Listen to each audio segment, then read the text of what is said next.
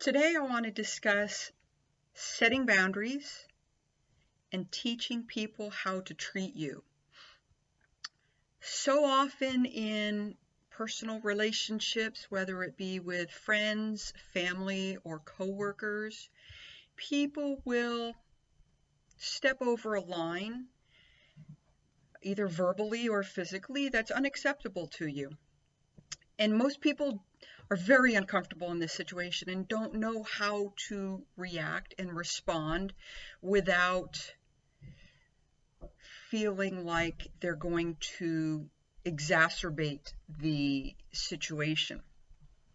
And firstly, let me say that there's a very simple way to respond to people who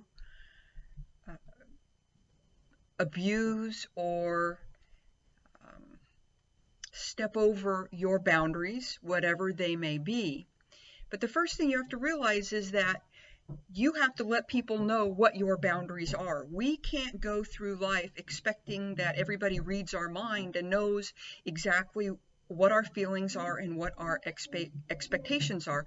It's upon us to let people know what those boundaries are. Where people get into problem is that they think that in order to express what their boundaries are, to let people know, that they have to be a jerk about it. And you take a situation that goes from 0 and it automatically goes to 100 because you went from being very matter of fact and calm and quiet to being a jerk or worse. So the first thing to do when somebody steps over your boundaries is you have to let them know that they've stepped over your boundaries. You can't go through life expecting people to read your mind. That's not fair to them. So if someone were to say something that you find offensive or that hurts your feelings or makes you uncomfortable, it's upon you to let them know, hey, I don't appreciate the way you just said that, or I don't appreciate what you just said, or you have no right to speak to me that way. You don't. So you have to be very clear in what your expectations are and how they went beyond them.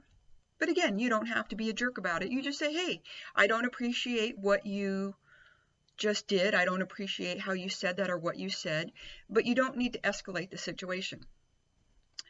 Once people know what your boundaries are, if they choose to go beyond them again, then you have a situation with a person who either A, is not paying attention, or B, doesn't care about your boundaries, or C, is purposely doing it to try to get at you, to control you, to get you to do something that you don't want to do.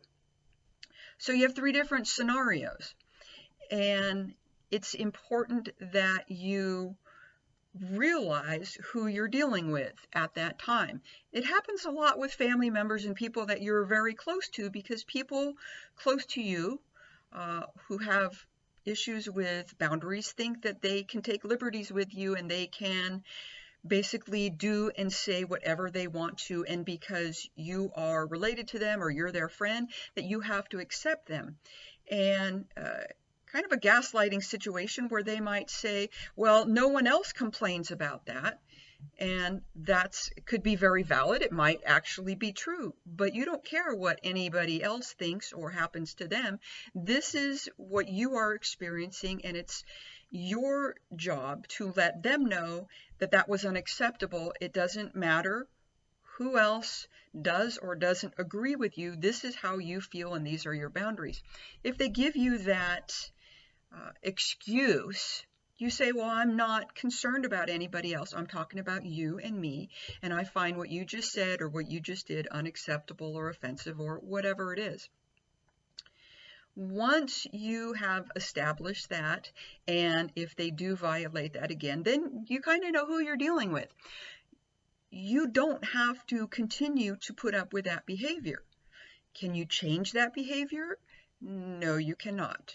Once you've spoken your piece and you've let someone know how you feel about what they've done or said, and they still choose to continue that same behavior or action, then you have to make the choice if you want to continue interacting with that person. And that could be a friend, that can be a coworker, that can be a family member. And you have to decide how you are willing to limit your exposure to that person. Sometimes they are so toxic that you just need to cut them out of your life, and there's nothing wrong with that. There are family members who don't speak, and there is nothing in the world that says that you have to put up with abuse or someone trampling over your boundaries because they don't agree with you. This is up to you. This is your life. You get to choose how you live it and how you expect people around you to behave and treat you. An important thing to remember is that the sooner you respond to someone who has stepped over your boundaries, the easier it's going to be to deal with.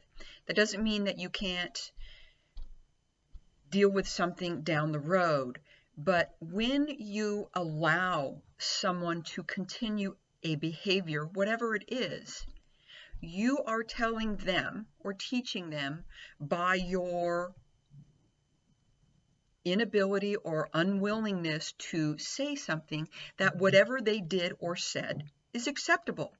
So you have to understand the dynamics that if you've been allowing someone to treat you in one way, and now all of a sudden you're expecting them to do something differently because you have now decided or come to the conclusion that this is no longer acceptable, or now you're finally willing to speak about it, that all along you have been telling them that this behavior is okay. So you're going to receive some pushback from that. You can't just all of a sudden change the rules in the middle of the game and expect everybody to go, oh, okay, that's great, let's just move on.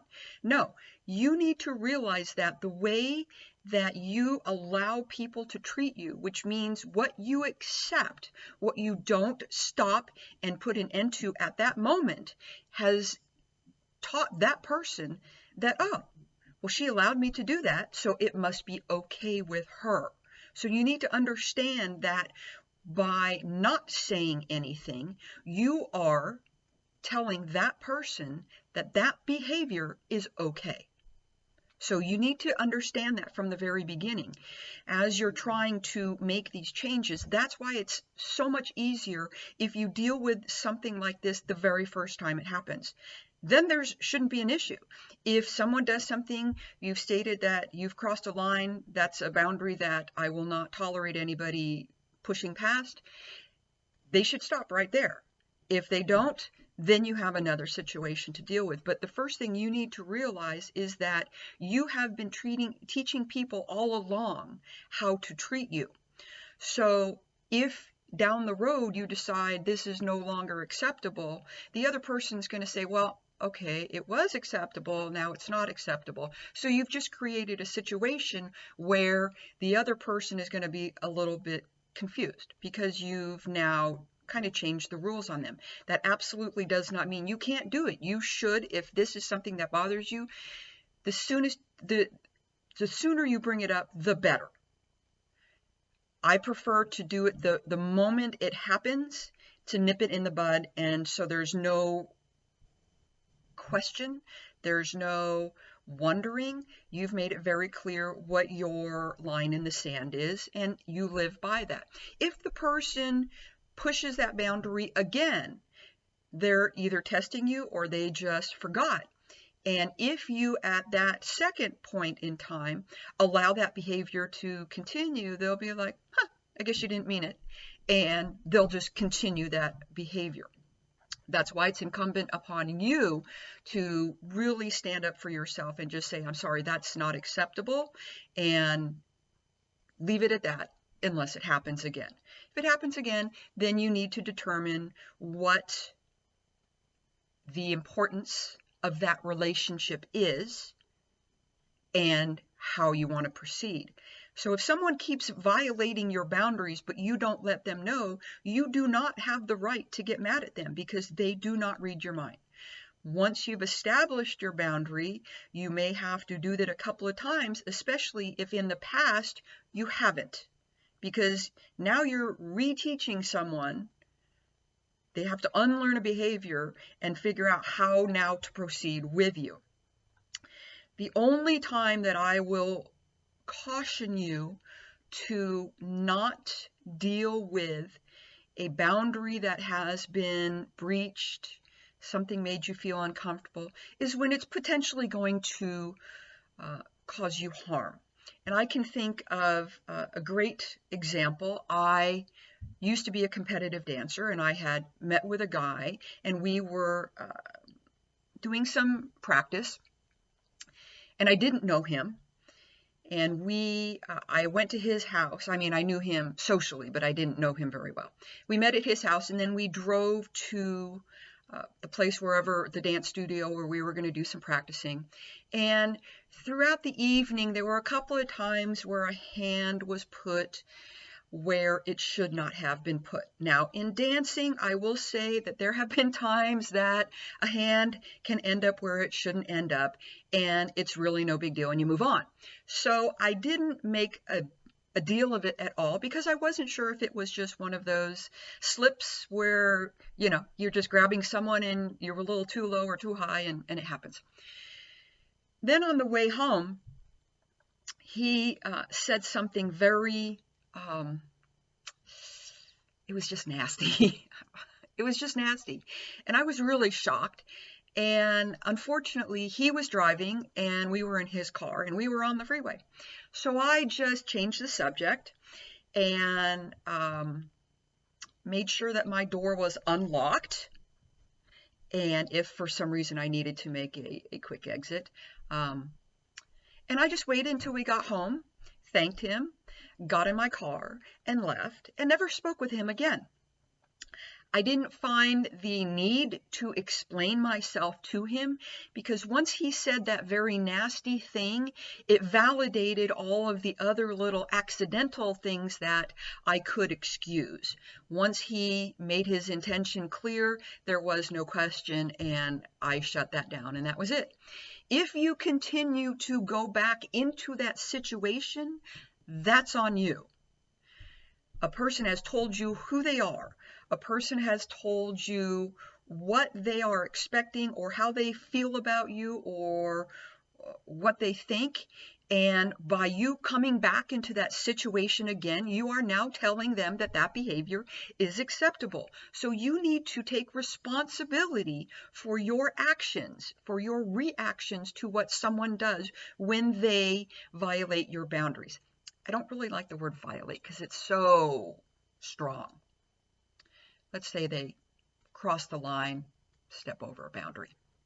When someone violates you, you have the right to violate them back. That's my point of view. Anyway, I want you to understand that you are responsible for, first of all, expressing your boundaries, for making them very clear cut and drawing that line in the sand. And then secondarily, when someone violates them, you are going to teach them how to continue to treat you by how you respond. So if you just blow it off and don't make a big deal of it, then they're going to blow it off and think it's okay. So you need to take responsibility for setting proper boundaries. And the really interesting thing about this is most people, if they're not jerks, are going to respond very kindly, say, "Oh, I'm sorry, I didn't realize it," and move on. That's as easy and as difficult as this should be. I hope you get unstuck. I hope you find that creating boundaries isn't as difficult as you might think it is.